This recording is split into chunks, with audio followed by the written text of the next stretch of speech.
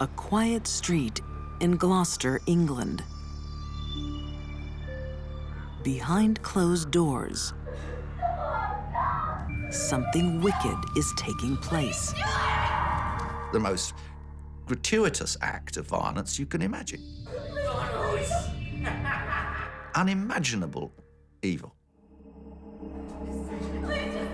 17-year-old Caroline Roberts is captive to a husband and wife who delight in torture.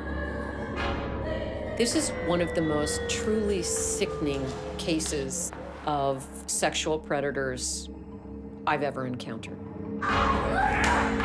Beaten and raped for 12 hours, Caroline thinks it's her time to die.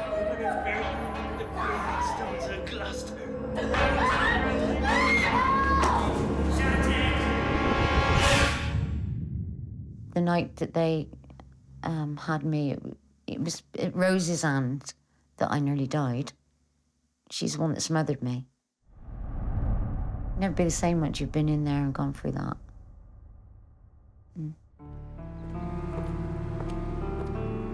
Caroline is one of the only survivors of a shocking 20-year killing spree.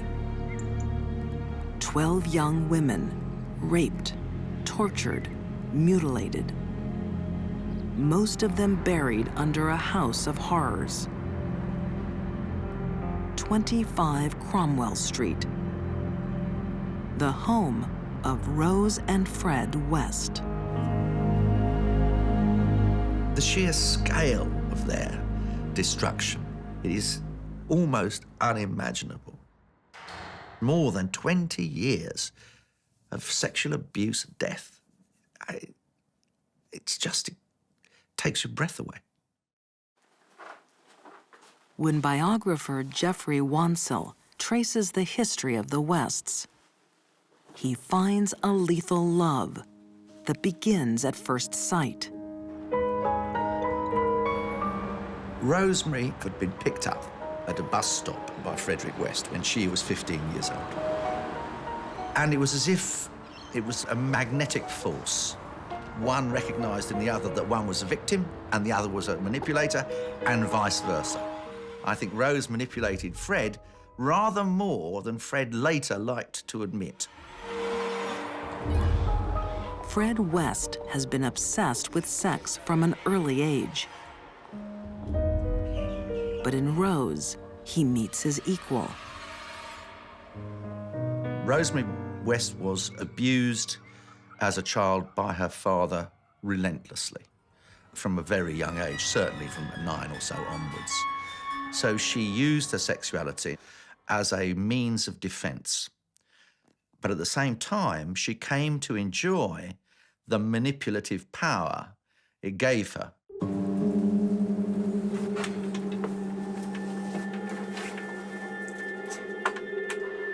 Sex will come to dominate the lives of the Wests. But the pleasures of an ordinary marriage are not enough for them. Frederick West had no problem with sharing Rose. He did it for many years with many different people.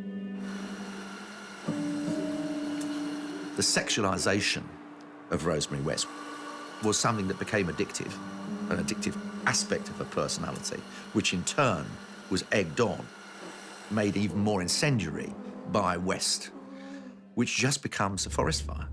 You cannot stop.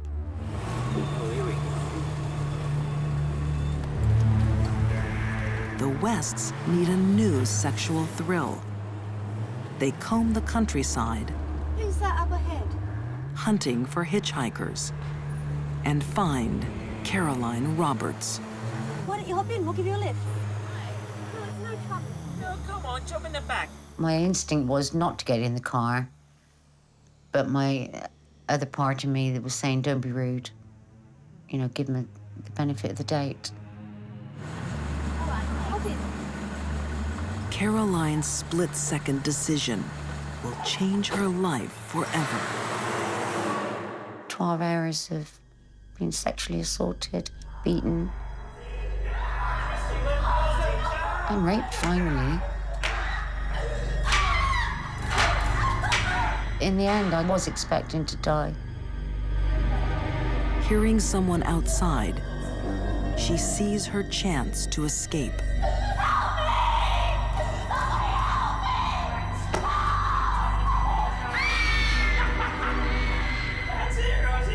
I could feel myself go in, and I just thought, let me die. I was being smothered, and I just thought, let me die. But something stops the Wests from killing. Caroline is allowed to leave. I always thought that Caroline was incredibly lucky. I think the only way I would explain it to myself now is that it was the dry run, if you like. And the fact that they allowed her to escape was, in the end, I'm absolutely certain, just that final, can we push ourselves over the edge? And the fact that they got away with it, they knew, nothing can stop us now. The Wests are convicted of indecent assault over the attack on Caroline Roberts. But they're only given a small fine and allowed to walk free. The next girls taken prisoner by the Wests will not be shown such mercy. Every time another body was brought up, it just made the guilt I felt for surviving worse every time. I think they probably did a bit more each time, but they had to get rid of the girls because I told.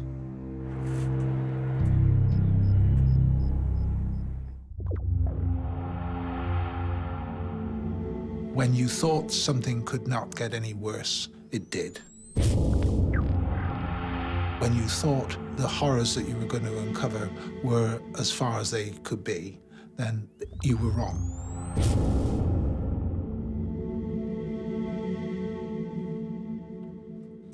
Detective John Bennett was lead investigator on a case that will haunt England for generations. This series of crimes shocked everyone that came into touch with it in any shape or form. For years, Fred and Rose West have been getting away with murder.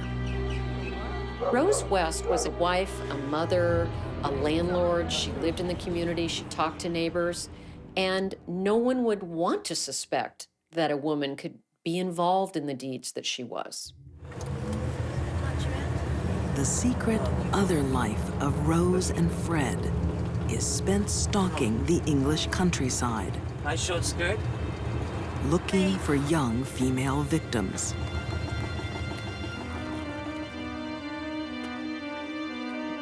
By 1978, 8 of these women will be buried under the West's house. Sadly, my own view is that probably the best thing that ever happened to these young victims was when they breathed their last breath. Before they're killed, the captives of the Wests are sexually tortured for days, even weeks. Frederick West was a genuinely evil man who had no conscience whatever. He simply saw adolescent young girls as prey, rather as a fox would see a hare, and took great delight in seizing them and then toying with them, rather as a cat would with a mouse. Fred's sadistic desires are only eclipsed by his wife's. Rosemary West would be involved in sexual activity day in, day out, non-stop, in every sort of depraved form that you can imagine. But Frederick West would like to think he was of that ilk, but he wasn't. Eventually, she became more insatiable than he was, and certainly more violent than he was. The argument that Fred was the spark that set her off, otherwise she'd just have remained plain old Rosemary Letts, has never washed with me. I believe that in that common or garden, blousy woman lurks someone truly horrible. Rose and Fred will even kill their own flesh and blood. I told you the other day, it's only getting worse. I don't know what to do. 1987. Daughter Heather is caught telling some of her parents' secrets. You have had your last warning. I didn't tell anything. I can't trust you anymore. I promise I can't trust you anymore. No one was safe around them, including their own children. Just like the 11 women who have gone before her, Heather will be killed.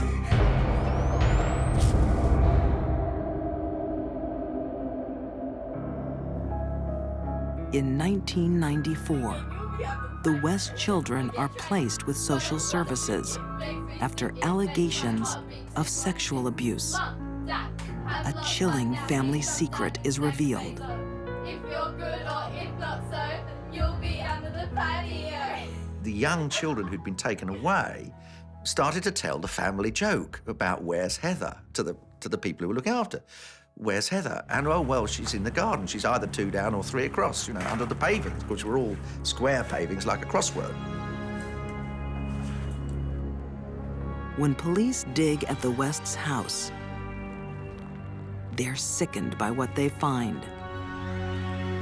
Mutilated skeletons with missing bones.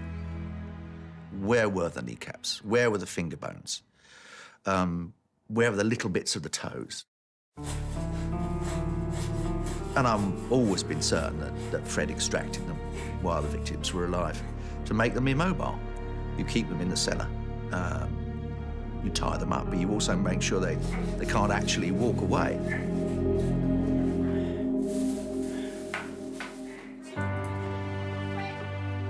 The Wests are arrested.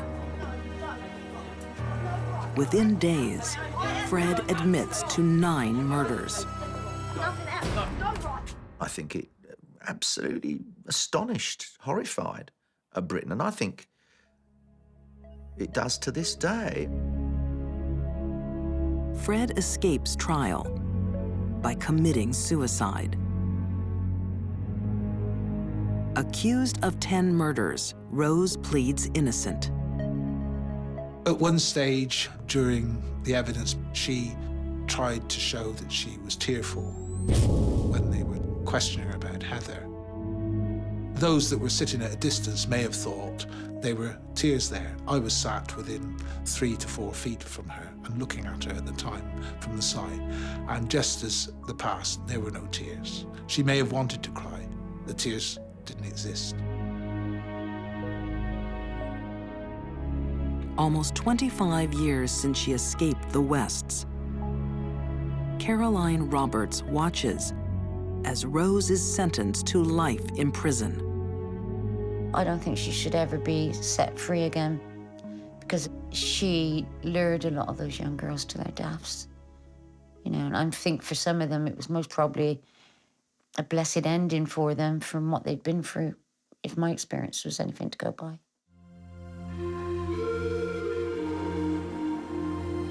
Appalled by the crimes of 25 Cromwell Street, the community acts.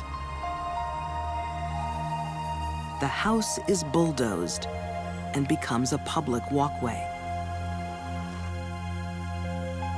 But the horror at what occurred there will never be erased.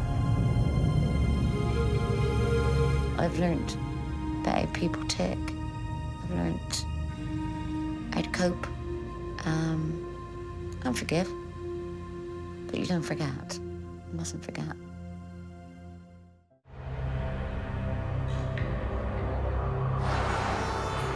Los Angeles, 1998.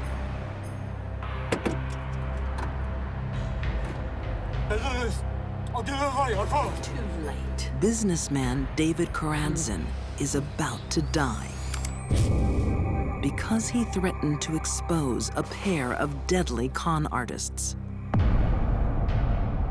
They are mother and son, Sante and Kenny Kimes. Sante Kimes is as dangerous a criminal as I have ever come across.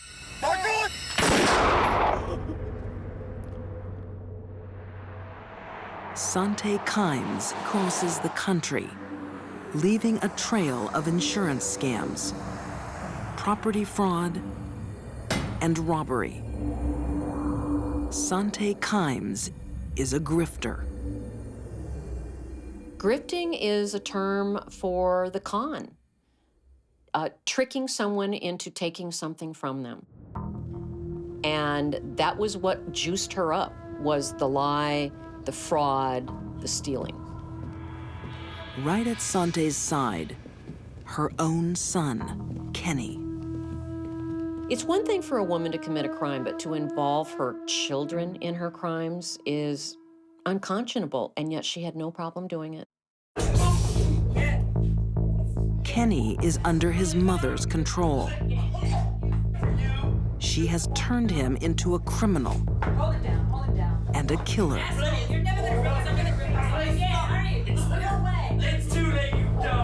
When banker Saeed Bilal Ahmed inquires into Sante's suspicious bank accounts, his curiosity costs his life. Anyone who had something Sante wanted, she would go for. If she could see that she wasn't going to be able to con them out of their property, they were in the most danger, and they ended up in the morgue.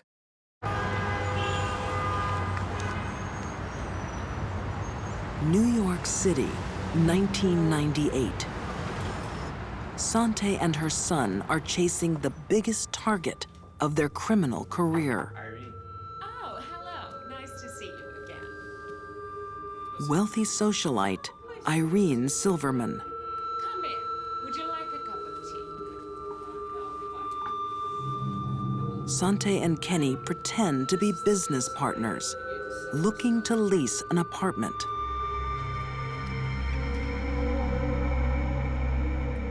Mrs. Silverman is in serious danger. Her new tenants are quietly plotting to take her property and her life. Sante's a sociopath to the core. And one of the things that we see in criminal sociopaths is that their criminal behaviors cover a broader spectrum. Sociopath will have a record that includes arson, petty theft, fraud, and sometimes later in their careers, their criminal careers, we see murder. And this is what happened to her. My mother, Sante Kimes, is probably the biggest walking contradiction known to man. Kent Walker is Sante Kimes' first son. She was the most fun, loving, greatest person to be around.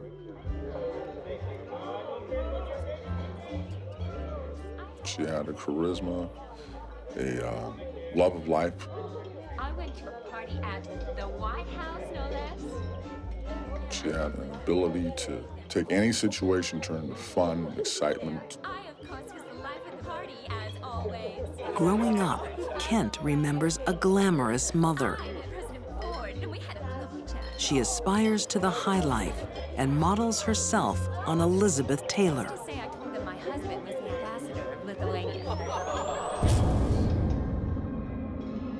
But Sante Kimes has another side. She was one of the most frightening people you ever want to meet. In terms of evil, I have a couple friends who were pretty high-powered attorneys, very well-renowned, who knows her, and they compared her to Charles Manson. This is Scott Champagne. What do you think you're doing? Serving champagne. I told you to serve it during my speech. Does it look like I'm doing a speech? My mother would turn in an instant. Get out of my sight. Get out of my sight. She can, at a drop of a hat, become vicious, angry, controlling, and sometimes violent. Do you think Elizabeth Taylor had to put up with this? Her whole life was basically a lie. There would be a little germ of truth. that first germ or seed, but then it would just blossom to this tremendous untruth. Few are safe from Sante's schemes and cons.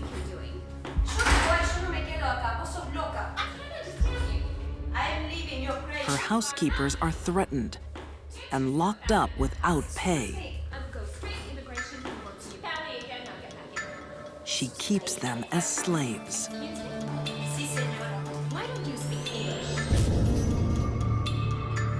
The fact that Santi enslaved women speaks to her sociopathy. She was a user and abuser of people to the core. In 1985, Sante is arrested for slavery. In fact, it was the only case last century where someone was convicted of slavery. By now, Kent Walker has moved out, but his younger brother Kenny is in a dangerous position. The biggest disaster in Kenny's life was when Mom went to jail in the 80s for the meds trial. At the time, Kenny was at about the worst age you can be for something like that to happen. It kind of gave Kenny a mindset that made him the perfect piece of clay to mold for my mother to use. As Kenny grows up, his mother grooms him to join the family business. The chances of Kenny not falling into a life of crime with his mother were slim to none.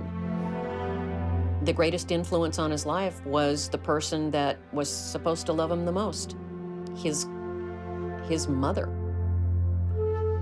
who was a criminal to the core.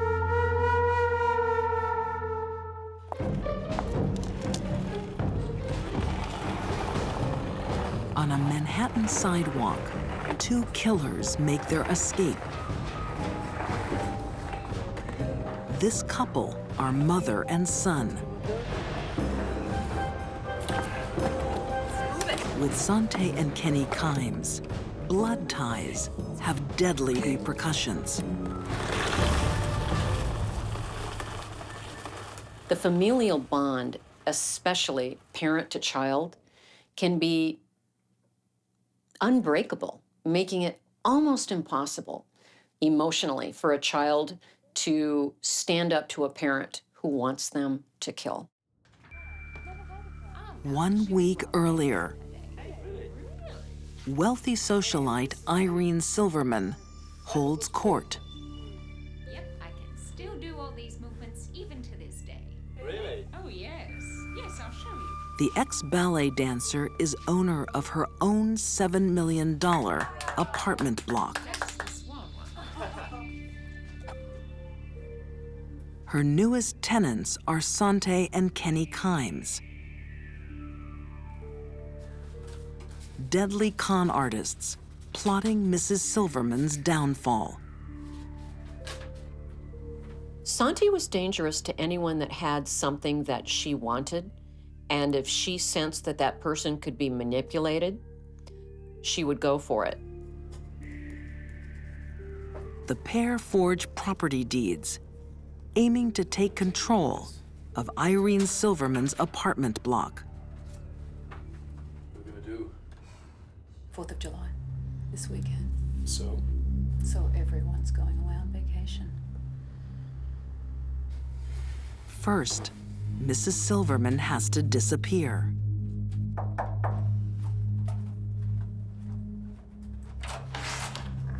Yes? What's the matter? Please, come in.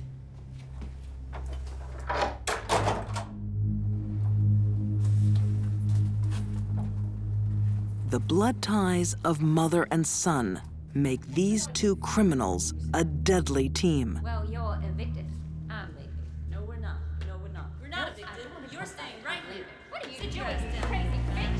Like he has done before, Kenny will kill on his mother's command.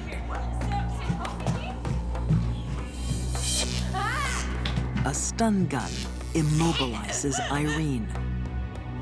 Get the rope. I think the sick psychodynamic between Sante and Kenny probably increased the intensity of their crimes, and they fed off each other, and clearly Mom was the leader.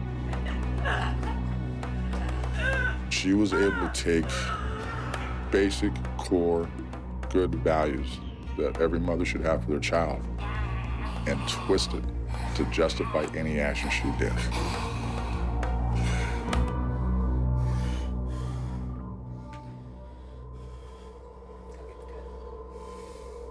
Science doesn't know enough about a sociopathy gene to say that he inherited this from his mother.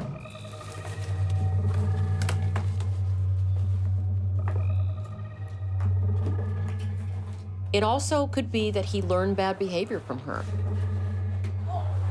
Little boys love their mothers. They want to please them. And that is what he did as a big boy. In broad daylight, Sante and Kenny escape. Irene Silverman's body is never found. I have no doubt that Sante Kimes thought she would never be apprehended. And when that occurred, she never thought she would be convicted. One day later, the FBI arrest the Kimes on an unrelated fraud charge. In their car are all the tools of the deadly con artists. Guns, masks, rope, forged property deeds, and $30,000 in cash. Had she not been stopped, she would have been grifting and murdering until the day she died. In 2000, mother and son face an extraordinary trial. They're convicted on no less than 60 criminal counts, from forgery and burglary to murder. Kenny Kimes is sentenced to 120 years in prison. Sante Kimes, 125 years. I right then had to confront myself with the fact that I then knew that my mother and my brother were murdered. And it was, in a way, a relief because I knew it was over. In a way, it was scary. I was frightened because I knew what was going to be coming. I was very saddened because I knew I'd lost my mother and my brother. Very emotional moment.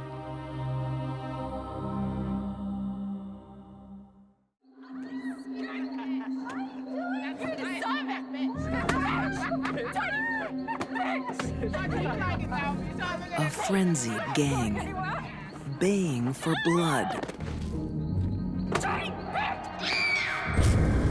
A helpless victim in a fight for life. It was like torture, not just a quick kill.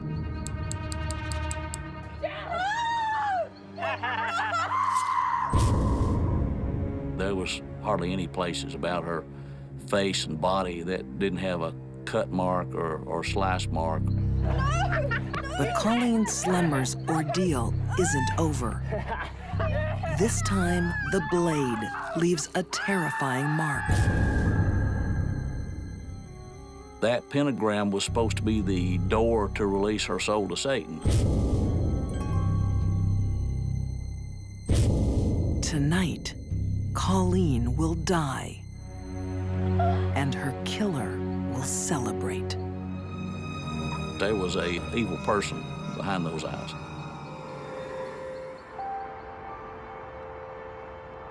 Knoxville, Tennessee, 1994. Get one of these. It's a job. The Job Corps provides education and training for teens trying to get their lives started. The Job Corps was designed for pretty much troubled youth. What would you like to do? Smoke weed, Joe. It was the last stop for them. 18-year-old Krista Pike lives on the Job Corps campus, where her studies are taking a back seat. She began a relationship with a boy by the name of Daryl Shipp. She believed that she really loved him and that he was the love of her life. It's a love with a dark side, according to crime writer Patricia Springer. Krista was very much the jealous type, so she was very possessive of Daryl. His time, his energy, his interest. Makes a business for yourself. What are you looking at? Hey, please, please. Krista believes there is a rival for Daryl's affections. Colleen Slimmer was also a student at the Job Corps Center. And Krista took a dislike to Colleen. Krista stated that she felt Colleen was trying to take Daryl away from her, but from all other indication that I've found, that was not true. The truth doesn't matter to Krista Pike.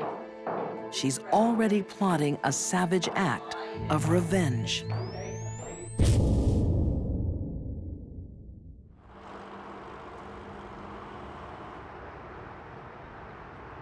You would think in a sleepy town like Knoxville that you wouldn't see anything of that sort. Detective Randy York will deal with the aftermath of Krista Pike's awful rage. I couldn't justify what she did in my thought process, and I don't want to. Anybody that could, I would imagine, would be as crazy as her. Growing up, Krista had little family stability. Hey, sweetie, look what I got. What, Mom? You want to try some? I want some. Yay. Okay, you can have some. Mom was more interested in partying than raising a child. All right, write me up, baby. Then as she got to be a teenager, Mom wanted to be more of a friend than a mother. And she smoked pot with Krista.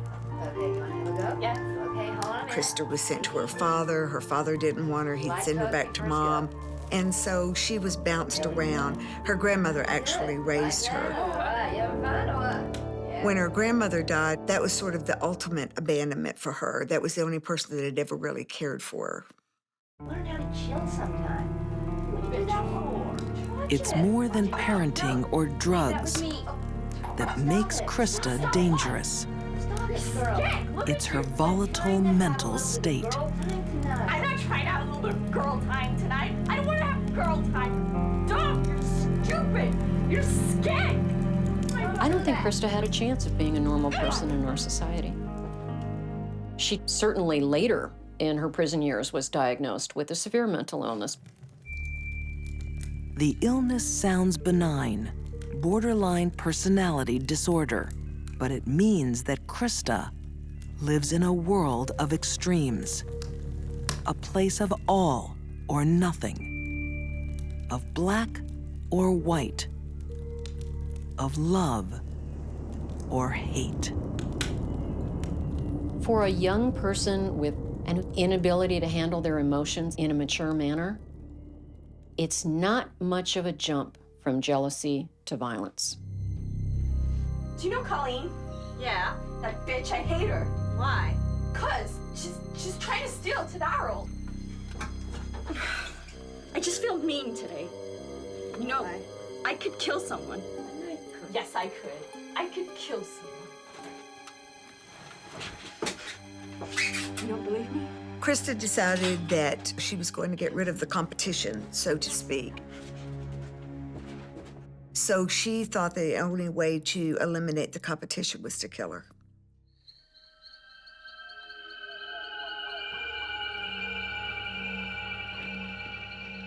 On the night of January 13th, 1994, Krista Pike, to Daryl's Ship, and 18-year-old friend Shadala Peterson invite Colleen Slemmer for a walk in the woods.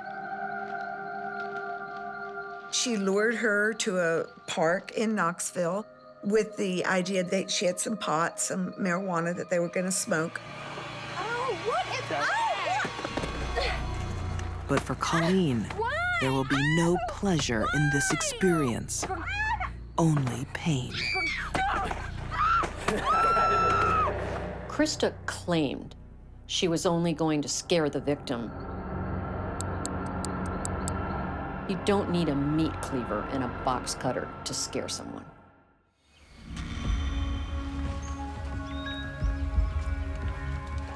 In Knoxville, Tennessee, a brutal crime scene. A teenage girl slashed, murdered, mutilated.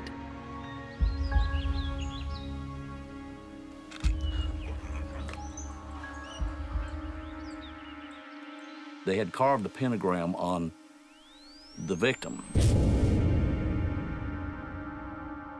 And that was actually cut in with probably the box cutter. And that was while she was still alive.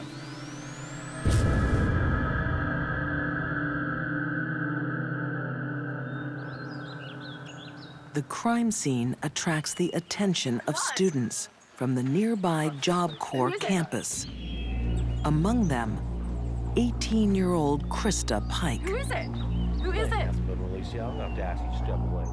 She and two others actually came up and was questioning the officer about what was going on. Do you have any suspects? This is an ongoing But at that time, we didn't know she was part of it. What's your name, miss? That's none of your business. The symbol carved into Colleen Slemmer's body is also worn around the neck of her killer.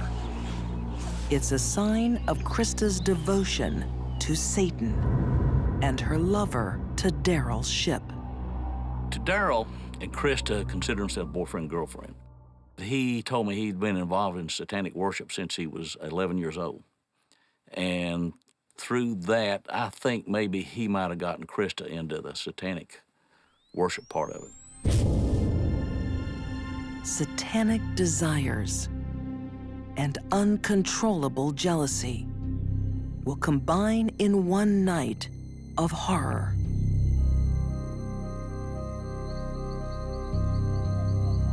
The evening before Colleen Slemmer's body is found, she follows 3 other students into the woods. I don't think Colleen had any indication that this was going to happen. Oh, what is Krista thinks Colleen is moving in on her boyfriend and wants to take revenge. She's brought to Daryl's ship and Shadola Peterson as backup. Sometimes when people are in a group, they involve themselves in behaviors with the group that they would never do individually, ever. And sometimes that ends up in a group murder. Krista confronted Colleen about her relationship with Daryl. Colleen insisted that she had no relationship with Daryl, but Krista was so possessive of him that she wouldn't hear it. Krista draws a blade from her jacket. She called her a lying bitch, and she said that she was going to make sure that she didn't come around to Daryl any longer, and then she began cutting her. During the next 45 minutes, Colleen will be slashed over 300 times. In this case, I think all of the marks left on the victim's body indicate she was being punished. She was being punished by Krista, and Krista got her friends to go along with her. To Daryl's ship is happy to join in.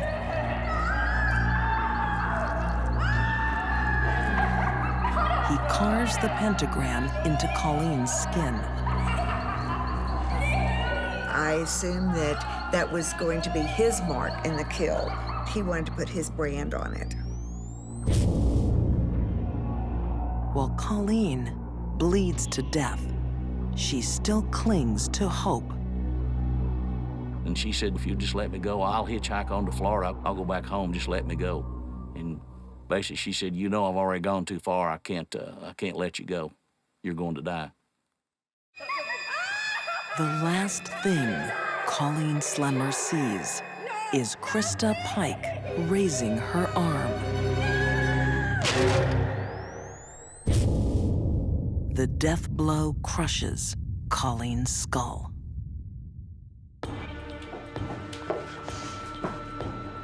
After the murder, Krista returns to her dormitory. You didn't kill her, did you? Yes, I killed her. I killed the bitch. You didn't. A lot of killers will take souvenirs, and they're always something very personal to the victim, but this is the most personal I've ever seen. What is that? What are you She doing? took a piece of a skull. She took that piece of skull to a service station, washed it off, wrapped it in a napkin, and placed it in her coat pocket. Somebody asked where Colleen was at. She patted her pocket. She said, "Oh, I'm having breakfast with her." Gruesome, gruesome souvenir. And worse, she showed it off to people. She was proud of what she did. The pentagram carved into Colleen's body leads police to investigate Satanists at the Job Corps. They discover that Krista has been bragging about her crime. I would say she was giddy. She was excited about what she did. This is the grandest thing that's ever happened. Randy York, the detective, was just stunned because she was euphoric, and she played out both parts of the kill for Randy. She would get down on the ground and she would squirm just like Colleen did, and then she would jump up and she would play her part as the killer and slash motions. So it was just that delight in what she had done. All three suspects admit to the attack on Colleen Slemmer. Shadola Peterson receives a 6-year suspended sentence.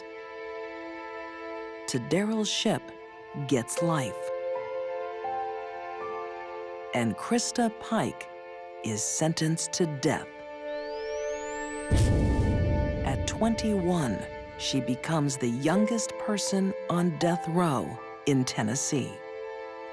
It did surprise me because most juries are sympathetic to young people for some reason. But I don't think the jury saw any hope for this girl. I think they heard all the details and the things that happened, and I think they saw her as evil. A craving for revenge and a dangerous mental illness made Krista Pike a brutal killer. She remains on death row and remains dangerous. I don't believe Krista has changed. I don't believe Krista can change. I think her personality is set. In prison, she has attempted murder again, and I think that that's who basically she is. And she can't possibly change that at this point in her life.